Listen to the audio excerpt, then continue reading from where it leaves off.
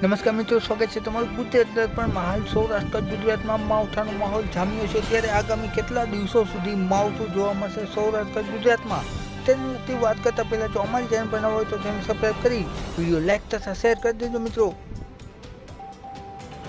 તારીખ 14 બપોર બાદના તાજા હવામાન સમાચાર જોઈએ તો ખાસ કરીને સૌરાષ્ટ્રના જામનગરથી લઈ અને આ ઉપરાંત લાલપુર, ભાણવડ તેમજ ખંભાળિયા, કાલાવડ વિસ્તારના પટ્ટામાં છે એક ગાજવીજ સાથે વરસાદ પડી શકે છે। ત્યારે કચ્છ વિસ્તારની વાત કરીએ તો ખાસ કરીને રાપર તાલુકામાં, આ ઉપરાંત ગાંધીધામમાં, આદિપુરમાં, અંજારમાં છે એક ગાજવીજ સાથે વરસાદ જોવા મળી શકે છે મિત્રો।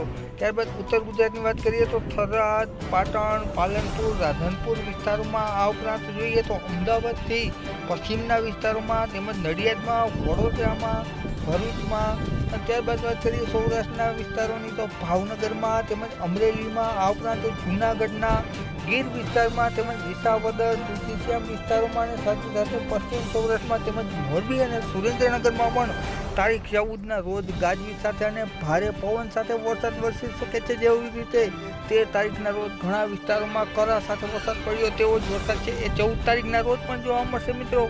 ખૂબ અગત્યના સમાચાર મળી રહ્યા છે।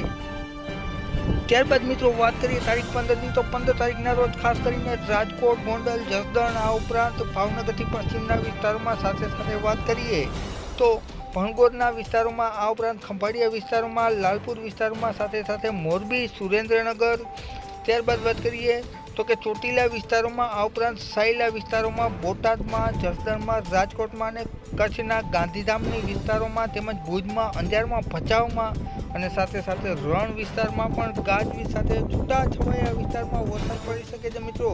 જેમાં છાટાછૂટીથી લઈ અને ભારે માવઠું પણ કમોસમી વરસાદનું જોવા મળી શકે છે। સાથે સાથે ભાવનગરના ખાસ કરીને સોનગઢ, આ ઉપરાંત પાલીતાણા, જેસર, અમરેલીના સાવરકુંડલા વિસ્તારમાં, ગારિયાધારમાં અને ગીર વિસ્તારમાં ગાજવીજ સાથે 15 તારીખના રોજ પણ વરસાદ જોવા મળી શકે છે મિત્રો। ખૂબ જ અગત્યના સમાચાર। આ માવઠુંમાં ચોમાસા જેવો માહોલ જોવા મળી રહ્યો છે સૌરાષ્ટ્ર ગુજરાતમાં। ત્યારે આગામી દિવસોમાં ફરીથી 16થી 20 તારીખમાં પણ વાતાવરણમાં પલટો આવી શકે છે। ખેડૂતો માટે ખૂબ જ ચિંતાજનક સમાચાર ગણાવી શકાય।